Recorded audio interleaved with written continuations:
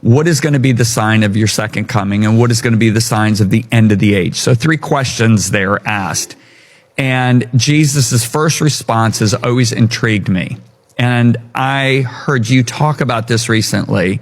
So I'm going to let you break the ice here. What was the number one thing first thing out of his mouth, number one thing he warned the disciples about when they asked him about the end of the age?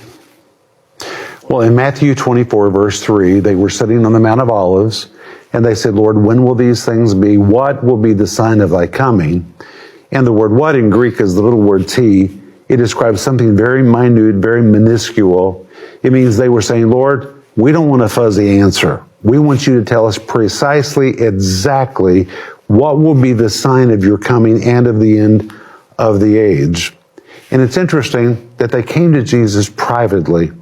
And you know, when you get alone with the Lord and you speak to him privately, he will say things to you. And when no one else was listening, Jesus began to give them signs. They asked for one, but Jesus actually gave them many. But when you come to Matthew chapter 24 and verse 4, he answered and said unto them, take heed that no man deceive you. And John, most people, when they read Matthew 24, they jump right down to verse 6, which says, you'll hear of wars and rumors of wars. Verse 7, nations shall rise against nation, and famines and earthquakes and pestilence. And all of those are really important signs. But the first sign Jesus gave was the most important, and that's verse 4. And in verse 4, he said, take heed that no man deceive you. The words take heed in Greek are blepete. It's the direct form of the word blepo, which means to see. But here, Jesus used the direct form. It's like he was reaching out to grab them by the shirt and shake them up. Okay, you want to know what is the sign? Hear this. Take heed. Really hear what I'm about to tell you. Take heed that no man deceive you. And that word deceive is the Greek word planeo. And that word planeo, here translated deceived, became very, very popular in the intertestamental years between the Old and the New Testament, when there was a great fascination with end-time events.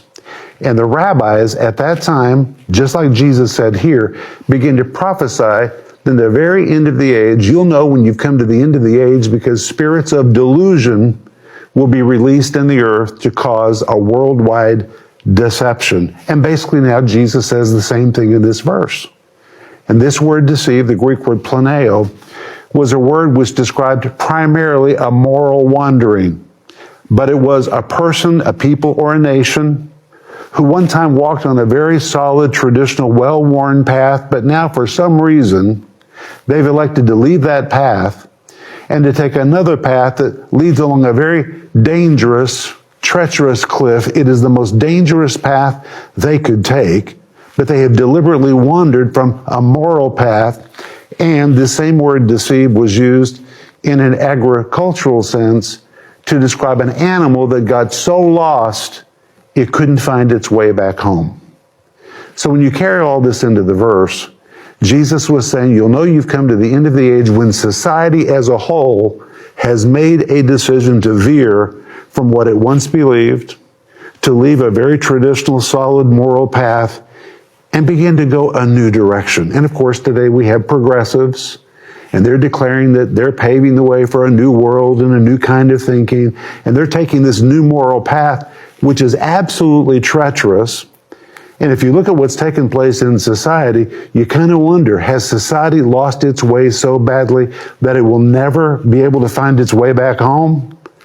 And Jesus said, when you've come to the very end of the age, you will know it, because delusion will be released into the earth. And this word planeo describes delusionary spirits, which really create a mad kind of thinking. And we're really living in delusionary times.